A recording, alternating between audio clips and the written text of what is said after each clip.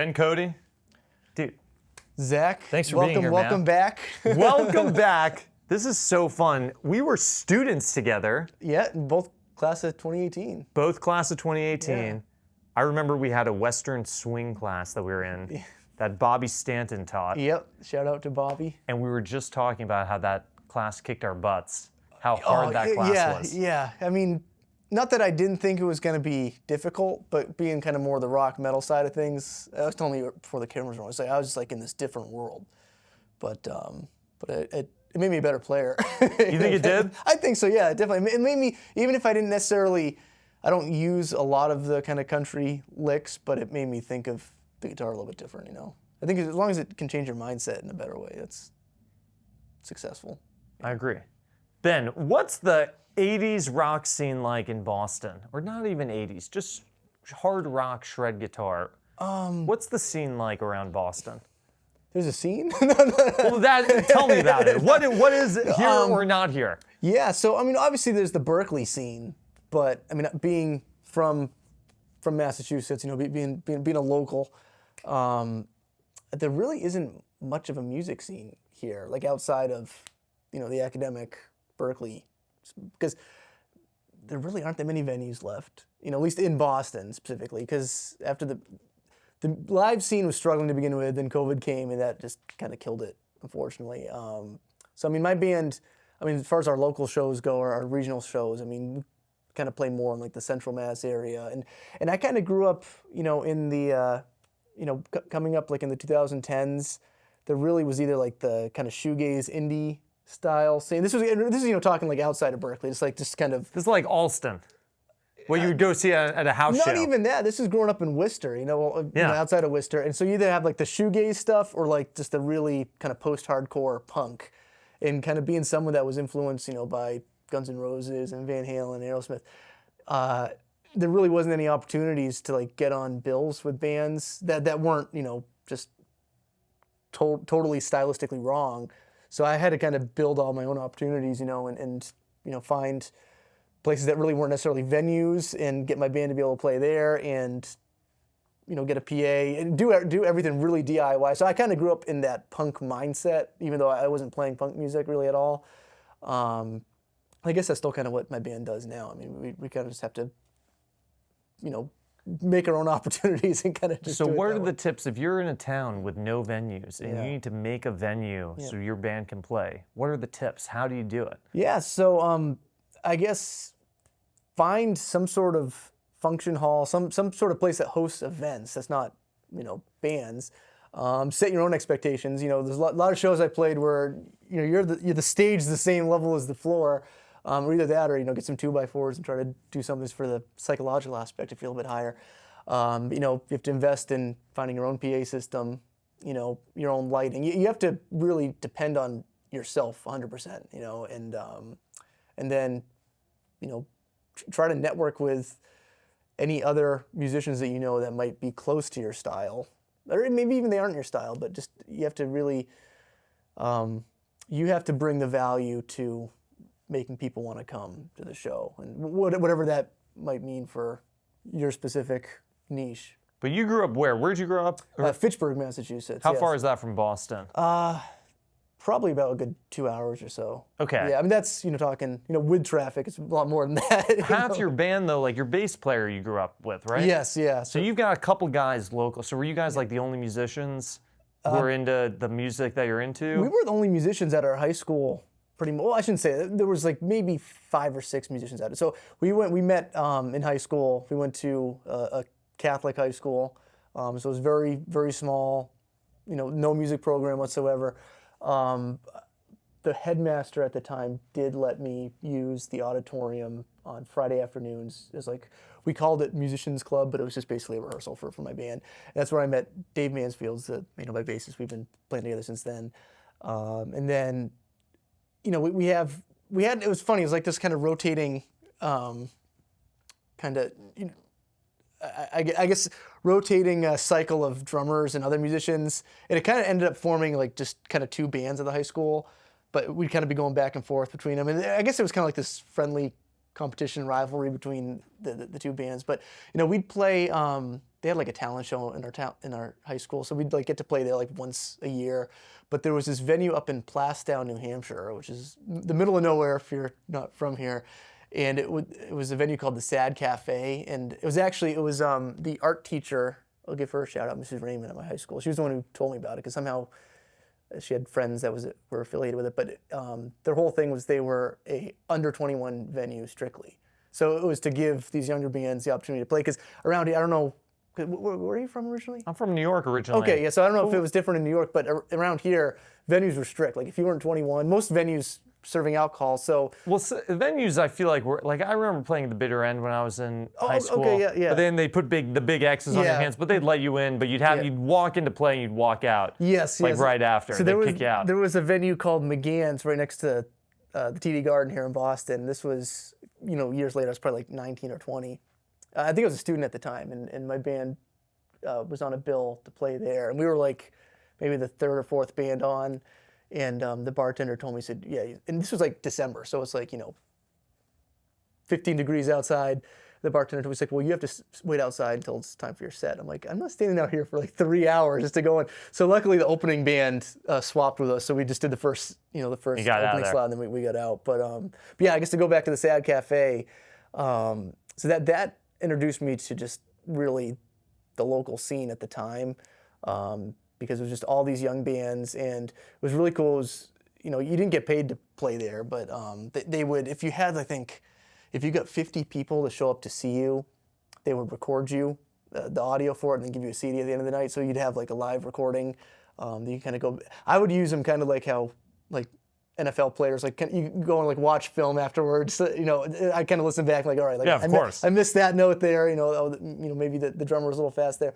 But that kind of gave me the first kind of crash course to what it was like kind of playing, kind of in the local kind of, I guess the reality of playing. Because you see all the glitz and glamour of people on stage, but once you actually experience the reality of what it's like, where you have 45-minute set, you have to set up, you have 2 minutes to set up, do a quick line check, then go, and then you have to get off and get for the next band on. So, but yeah, that was kind of where I first started kind of playing live and kind of trying to figure it out. So are the best musicians around Boston, are they all Berklee affiliated, or they're affiliated with, NEC or one of the music schools around here? Or is there a scene deeper than that that's not based in education? I'm sure there is. I mean, I'm biased being a Berklee yeah. alum, so I definitely think I think that Berklee allows the opportunity to become the best seasoned musician that you can be. But obviously, there's some great players that didn't go to Berklee or didn't go to NEC or anything like that. Yeah, it's weird here. There really isn't a scene. Or at least that's how you feel. Yeah. That's kind of how I felt like it's been since I was a student at Berklee. There was never really a specific rock scene, and it's just not a music town, really. Anymore. Like back up until like the '90s, I mean, you had all these just iconic venues. You had like the Rat, which I think is the Hotel Commonwealth now. It's like a luxury hotel. You had the Channel. This is all way before my time, but there was really a pretty happening scene, and now it's all online. But you're gigging all the time. Like we were talking, you were like, oh, I've got like 5 gigs coming up. So where do you gig around here? Do you have to go out to like New Hampshire? Yeah, we play in New Hampshire a lot in Western Mass, Central Mass, and a lot of them are more bar shows. But like I said, it's the same kind of approach that I've had since I was in high school, where it's like, let's, take kind of a 80s arena rock show into a small place and just do it that way, and people have a good time with it, I think. I like it. I have a good time with it. That's the best, right? Okay, do you remember the first shred lick you learned that really kind of got you going, or an early one? Shred lick. What's a good early, maybe not even shred, but just a hard rock guitar lick?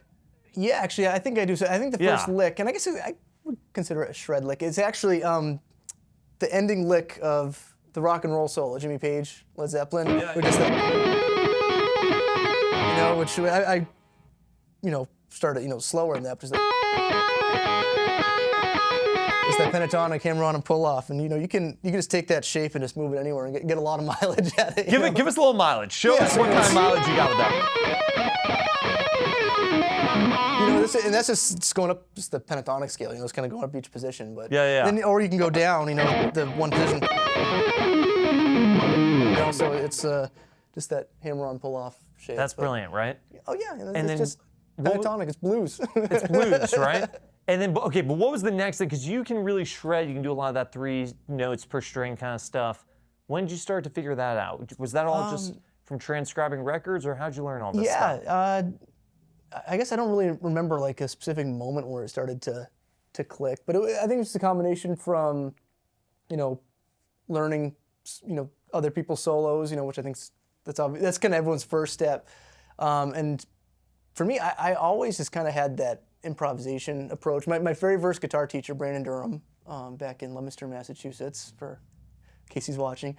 But yes, he was the one that started. I took lessons from the very beginning, and he always just kind of had that kind of Berklee approach of just that, or I guess jazz approach, just kind of learn the scales and just improvise, And so I think a lot of it was just kind of from just doing that too. But I definitely probably did it in stages. Like I think every guitar player starts with the pentatonic scale, and then you start just adding kind of the notes in between, like for Aeolian, so you can, so now you have more notes that you can kind of do the same licks, but instead of doing, you can do, all right, so that's just adding one more note. And just kind of progressing from there, and then I think once I started learning that first Ionian shape, that gave me kind of more of those legato licks. You can break that lick that you were playing on the top strings. Break that down a little slower. So I'm just taking the G Ionian, G major, and I'm starting for that one. And that was just kind of improvising, I guess, but just starting on the B string, right, and just going up. But as I'm doing that legato, so I guess now that I'm breaking it down, I did hammer-ons and then pulled off and just did that same shape up a string. And just did that same pattern. Just you go up 3 notes up to scale, hammer-on, and then pull back down. You're only picking when you're going up, and then picking once when you're coming down, right? Or not even. That time I was, because I was thinking about it. You're only picking once per string, right? Yeah. Because you pick, you go hammer all the way up, you pull all the way off, and then you pick the next string. Yeah, exactly, yeah. That's a ripping lick, right? I just... You're like, I guess. Yeah. Well, I guess, yeah. I guess I never really... I mean, there's licks that I think we all have. That's kind of like our toolbox. Like we know, like no matter what situation we pull them out, they're gonna sound good. Yeah, exactly. So like I have those, and then it's just kind of give us a couple of those. What are those for you? What are the licks that your toolbox go to? Well, I think there's some of the classic ones, like it's kind of the bluesy. I mean, there's licks like that, especially if you're playing in like bars and places like that, you can do this really cool, like intricate thing, matter. And then you do then you have like, Place half goes the people insane. just like, but I think that goes to show, what's connecting with the particular audience that you're playing in front of at the time, So it's like, if you're playing, 99% of at least for me, 99% of my audience isn't musicians, and I think I've always tried to have that awareness, and I don't want to be making music for musicians, if that makes sense. I try to make it a little bit more, I guess, I don't know what the right word is, but a little more accessible. accessible. Yeah. That way. And I think that's just rock and roll in general. Yeah, so I try to know the audience that I'm playing in front of, and just try to, at the end of the day, I'm an entertainer. I'm just trying to make people, I'm making noise that people make happy. But yeah, I guess to go back, it's kind of some of those licks. The one that I've been using a lot lately, I basically just added the flat 5 to the Dorian scale, which that sounds complicated, but it's just the repeating pattern of, right? So you have, the major 6 for the Dorian, but then you also have that flat 5, so you can, know, so it's You don't even really need to play that in a Dorian setting because it happens so quick. Yeah, right? exactly, You could almost yeah. just play that in anything. Yeah, kind of so- minor or rockin' like. Yeah. And then something I've been doing too is taking like the major scale modes and just like only playing like the outer notes, right? So I guess what I mean by that is like I guess to go back to it's like G Ionian. If I just right, so you kind of get a cool sound out of that. You know, so it kind of is taking shapes like that, or like mixolydian. I do that a lot. It sound. I don't know if George Lynch ever played this exact lick, but for me it always kind of sounded like something George Lynch would play, like a mixolydian. Take, that same concept of taking like the mixolydian shape, but just, and then that way, and I guess I'll preface this by saying, rock music, blues-based music. I think a lot of the common licks are pentatonic, right? And I try to embrace the pentatonic scale. I know there's some guitar players that are like, pentatonics, that's like a beginner scale. But if you take like the modes or take other scales, but are able to find like 2-note per string versions of them, you can play a lot of those kind of classic blues, rock, pentatonic licks shapes, but using them in a different shape, and you can get some really wild, cool sounds. Like what kind of stuff? You like specifically using the idea that's interesting of taking those. Yeah, two... like so even like that. So right, so if you were to have like just the E minor pentatonic, every guitar player's favorite scale. Yeah. And just raise the third up to major third, then basically you can do all the same licks, but now they sound mixolydian. So instead of doing like we talked about, a few minutes ago, you can do. Yeah. You get some. It's a little kind different. Of cool, just gives you a little flavor. Yeah, and sometimes exactly. that can a little difference can make a lot of difference, but yeah. Okay, so what's your role at Berklee? You're the senior coordinator for the guitar department. And senior coordinator for the guitar department. You've got your band, the Ben Cote Band, and you've been on the road backing up some people, right? Yeah. Who have you been out with recently? So I just recently got off the Mr. Scary mini tour with George Lynch of Dawkin. So we did a Northeast leg there, which was cool.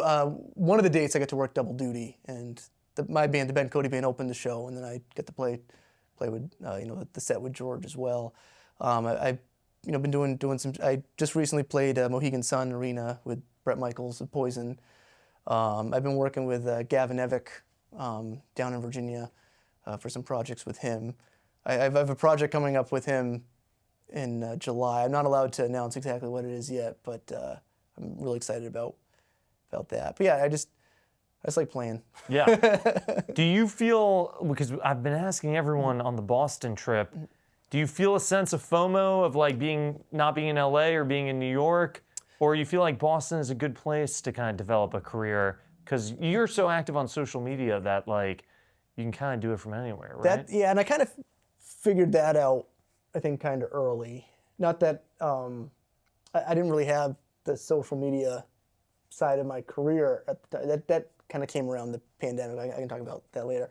But it kind of seemed like that was just kind of the natural direction that the industry was heading in. Like even 15 years ago, it's like it's kind of getting more and more on the online thing. And for me, like being from here, being from Mass, although I did right after high school, I got accepted to Berklee, and I got accepted to Musicians Institute in LA. You went to MI for a little bit, I went to right? MI first. Yeah, I deferred my acceptance at Berklee because being 17 years old, it's like I want to go to Hollywood. Hey, Guns N' Roses went to Hollywood. Oh, absolutely, yeah. And it's like everyone, all of my heroes, kind of came up from there. And I went out there, and there were some great teachers there. But for me, it just didn't seem like the right fit for what I wanted to do. The school wasn't built, I think, to accommodate kind of what I was trying to get out of like a music school.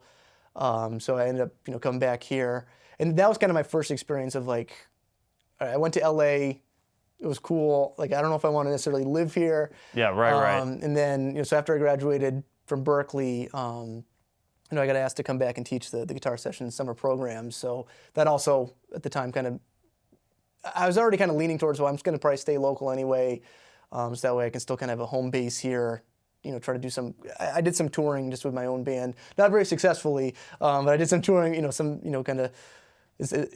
packing up in a van, and although instead of a van, it was my dad's F-150. That's what you gotta do, right? Yeah, and so I did that. So it was kind of like my home base is here, and I can do that. But then I got the gig at Berklee, full time, and as the senior coordinator. And I guess I was able to kind of have the social media thing kind of take off during the pandemic, and it kind of allowed me to be able to still be based here, but still do the music thing kind of wherever. It made me kind of put me in a position where I can now kind of choose the kind of gigs that I want to do, which I'm very grateful for. So did people call you like for the George Lynch gig? Did he see you online and he called you basically? It was the promotion company that he was working with for that particular tour. Found me online, and I think the idea behind it was to kind of make this kind of quote-unquote social media all-star band to play with him. So it was Ricky Thrash on bass, who's a very good friend of mine now, and he's going to be working with me in that project in July. Ooh, that we can't talk about. Yes, not yet. I think like next week, I think is when I can finally announce it. Yeah. Actually, no, when is this? This will be out in a week, over a week, probably a month. So we'll say Yeah, so I'm going to be doing the 40th anniversary Poison celebration show. Oh, dude. With Gavin Evick, Ricky Thrash, and the drummer I think is still in the works of confirming who's going to be playing drums, but it's going to be down in Manassas, Virginia, at the Salisbury Center down there, and we have Bret Michaels' seal of approval to do this. So, dude, that's gonna be incredible. So I'm really looking forward to that. Because obviously, unfortunately, there's no Poison 40th anniversary tour this year. So we figured, we'll do it ourselves. So it sounds like it's essentially going to be the kind of a sanctioned celebration for the band. But obviously, Poison's not going to be playing. It's going to be us doing all the songs. But so we had Ricky Thrash on bass for George Lynch. It was Jackson Davenport from the band Void. Then we had Will Hunt, he was playing with Lynch Mob, George Lynch as well, but he's played, Evanescence. He's played with, so many great players. So that was a great opportunity I'm really grateful for. And then Bret, well, I've been kind of involved with the Bret Michaels camp for a few years now, and I've opened up, for him, a few shows, and then this latest one I sat in with his band for the Mohegan Sun Arena, which was the night before the Super Bowl, and it was in Connecticut. So I made sure to wear my Drake May shirt, in honor of That's right. Of That's right. the Patriots. But yeah. Incredible. That's gonna be an incredible gig. Who are the other Berklee shred guys? Like Joe Stump, right? Oh yeah. Yep. And then Scott Teruli's got a little shred vibe to him, yeah. right? Don Lappin. Tappin' Lappin, I think is Tappin' that's the nickname, right? You can tap, right? I've seen you tap, right? Yeah, you have good tap lips? Yeah, give me a tap lick. You can't be a Van Halen fan and not...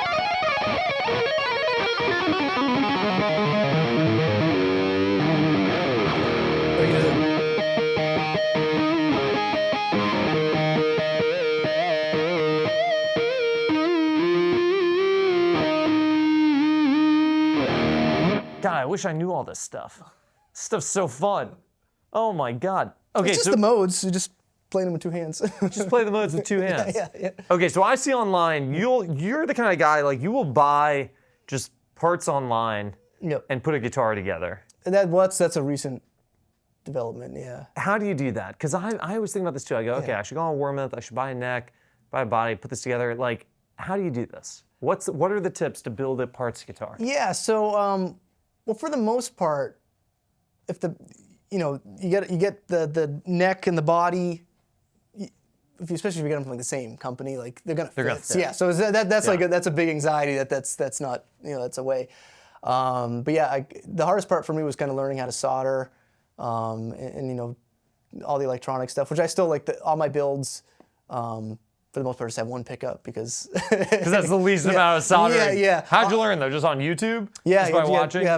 Well, so I understand how to solder. You just put the soldering iron on it, but you have to kind of like tint the iron and like there's a little bit of a skill to it. Yeah. But a lot of it was just some YouTube videos, and then I've been working with Seymour Duncan for a little while, and and they have all the wiring schematics, so it's You look them up online. yeah, but they have them right on their website. Like you did a Starcaster thing that was freaking awesome Oh, looking. thank you. Yeah, Where you just got the body for that online? I got the body and the And- neck from Warmouth. And I've been working with StuMac for a while too. So Yeah, yeah. StuMac has provided me with most of the hardware.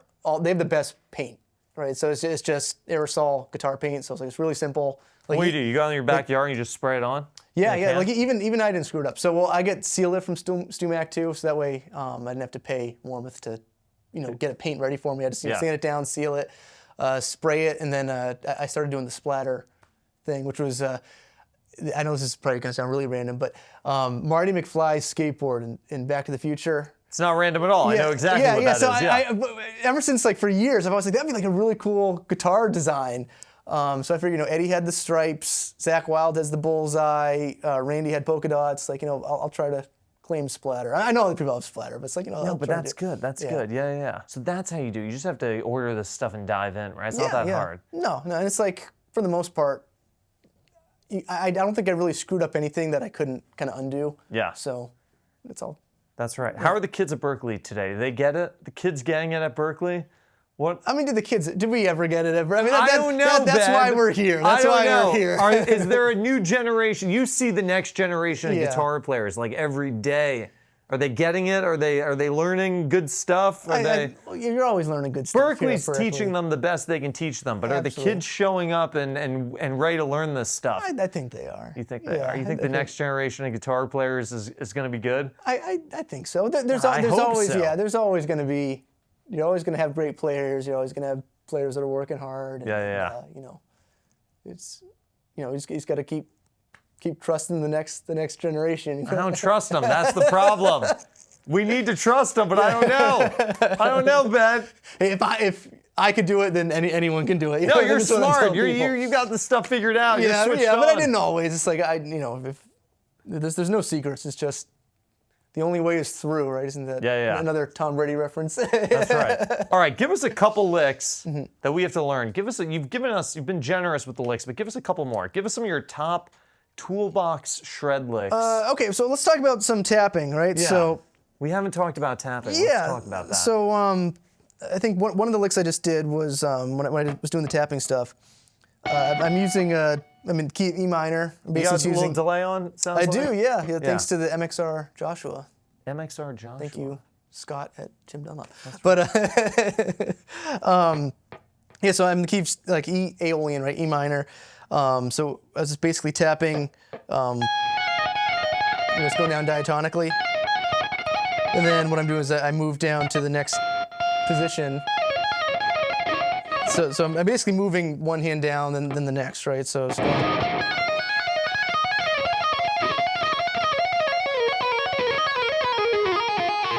So I guess to kind of break that down now, right? So I'm just moving down the positions of the E minor modes with the fretting hand first, then followed by the tapping hands diatonically.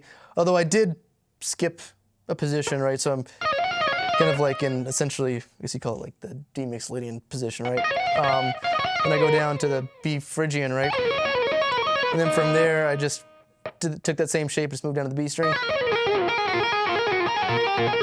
So that's kind of a lick that I use a lot. And then end on the tonic there. Another one is kind of the Eddie kind of flat 5 tapping. Oh, that's great, right? Yeah. So you're just going down to that kind of the blues scale. You have the flat 5, and then you bend up on the minor that? third. What song does he do that in? He does the end of Good Enough End of Good- on 5150. And he did it, obviously I'm a Van Halen nerd, so he did it at the end of when him and Sammy first played together in 1985. I think it was Live Aid or Farm Aid, whatever it was, and they did the cover of Rock and Roll by Led Zeppelin. He does that lick? Yeah, Eddie ends that. I think he does it in the key of A, though. But the trick for that is because when you bend up the minor third, you have to compensate for that, so you tap 1 fret below. That's the trick. Yeah, that's That's a great lick. yeah. So I use that one a lot too, to kind of end songs. It's a good ending. That's what's your? Give me your top Van Halen lick. You've got to have one, right? Top Van Halen lick. Yeah. What's the Van? You've spent so much time learning this stuff. What's the Van Halen like? Everyone has to know. Oh, that's I don't know. Well, lick or like riff? Like you mean like You lead tell me. lick? Yeah. Jeez. I'd say that tremolo picking the end to beat it. So this guitar actually is my only guitar I own that has only 21 frets. So I'm gonna have to try to compensate for it a little bit. Actually, no, I'll just do it in a different key because he does this in so many different keys. But basically, just going up again, Aeolian scale. You can see the pattern here. How many rock guitar players use this scale? Say you're an A Aeolian, just kind of go up diatonically. You just tremolo pick, and then that's it. You just go up diatonically, and then instead of sliding up to the octave, you just bend up nice and slow, so you get all those blue notes in between. So I use that a lot. But. Dude, that's a killer lick. The Ben Cote Band, catch them around Boston. You guys are everywhere, right? Yeah, all over town. We play pretty much all over kind of the Northeast. We just got booked. I'll announce it here too. I don't think I announced it online yet, but yeah, we're playing the side stage for Motley Crue up at Guilford, New Hampshire, the Bank of New Hampshire Pavilion, July 15th. That's the best venue. Have you ever been backstage at that venue? Several times, yeah. That's the best. That's Roadie's summer camp. Yeah. So that's the best venue. So whenever the Bret Michaels band plays there, we usually get the gig for the side stage. So. And you get access to the backstage with the side stage. Yes. Gig. Well, yeah. Well, I don't get it through the venue, but through a. They hook you up. They bring you back. I give a shout out to Pete Evick, and Dean Kramer. Brett's guitar players and very good friends, and. They bring you back there. You get the lobster rolls and the everything that venue has to offer. I usually just get the tequila shots when I'm back.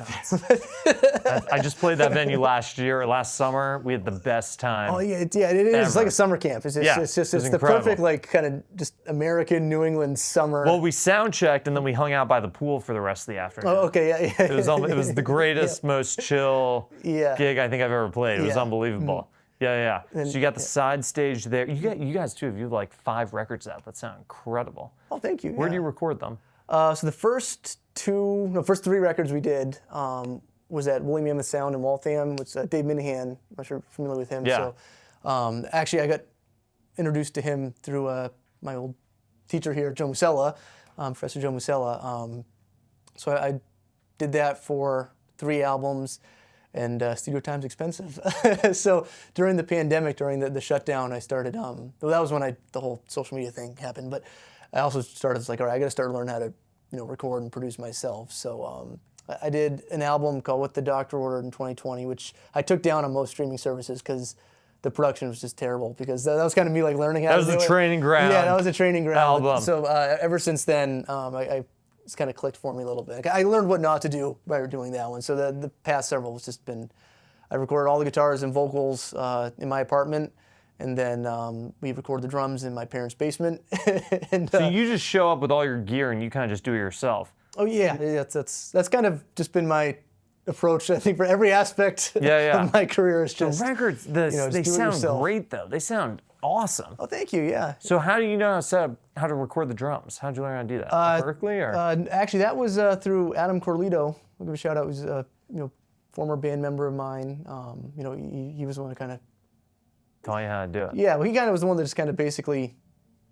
Well, he has this great drum kit that I don't think you could really mic it up and make it sound bad. And he's a great player too, but he was the one that kind of showed me where the mics, kind of what mics to use, and because for me, I always, I didn't grow up with a lot of money, so it's like I just had a couple 57s. I did what I learned at Berklee was the Glenn Johns technique, which was just kind of, I think, just 2 overheads, 1 on the kick, and for me, it's like that's only 3 mics I need to get. Like that's like I don't need to learn anymore. Like that. You make that work. That's all you need. And that didn't sound as great as it could have. So Adam was the one that kind of showed me, all right, you need these mics, and you condenser mics, and that's kind of how I learned that from there. And then guitar is easy. You just kind of throw a 57 in front of a cabinet. Sounds good. Or you go direct even. Sound good. Yeah.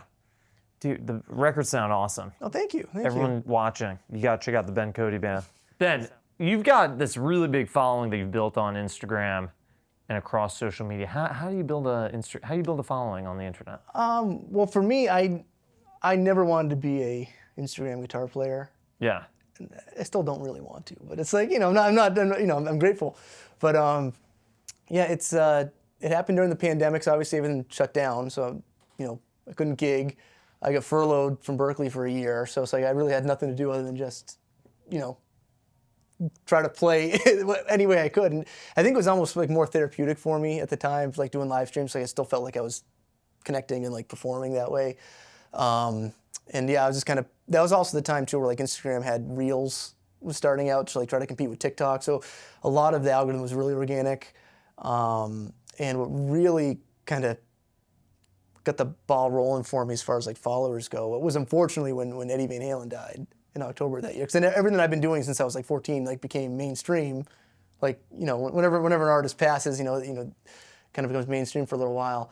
And it was like almost overnight. I went from having like, a few hundred followers to like 10,000 followers. And then I just been kind of just focusing on that aspect of my career and trying to just kind of ride that wave, for as long as I can. You get recognized? I heard a pizza delivery guy recognized you, right? Or yeah, a takeout guy. Yeah. He was like, "Are you Ben Cote?" Yeah. I ordered pizza one time in my apartment and opened up the door and he said, "Wait," he's like, "I know you." He's like, "You're Ben Cote, that guitar player from Instagram." I'm like, "Yeah," and he goes. And at that point, I kind of felt it made me feel good. I'm like, yeah, I am. He's like, "Man," he's like, "I didn't know you lived right here," and that's when it's kind of like okay, here's like the reality moment of it. So now I have a security camera on the outside of my apartment. No, I'm not saying I don't trust the pizza guy, but it's just it's. That's right. Yeah. Dude, you're one of my favorite guys to watch the content of, especially for the shred stuff. Oh, I appreciate that. Your stuff is awesome, man. You sound freaking incredible. You sound great in college too, but now I feel like you're even more refined. You sound incredible. I really appreciate that. Yeah, dude. I just like having fun with it, and for me, it's just trying to keep that whole style alive. Yeah. Kind of if I can get kids to kind of discover, George Lynch and Warren DeMartini and Eddie Van Halen, then it's like I feel like I did my job. Like I'm just trying to keep that pipeline going. Dude, we need you in Boston, man. We need you spreading the shred around the Northeast, around New England. Well, someone's got to do it. Somebody's got to do it. It's a tough job, but somebody's got to do it. Incredible. Ben. Well, Zach, dude, thank you so much. Welcome thanks for back taking the time, brother. I'm thrilled to be back at Berklee. How sick is this? Great to see you, man. We'll have to do it again. Absolutely. Thanks for coming on. Of course. There we go. Play us out with something. Can you give us a little shred or something? Is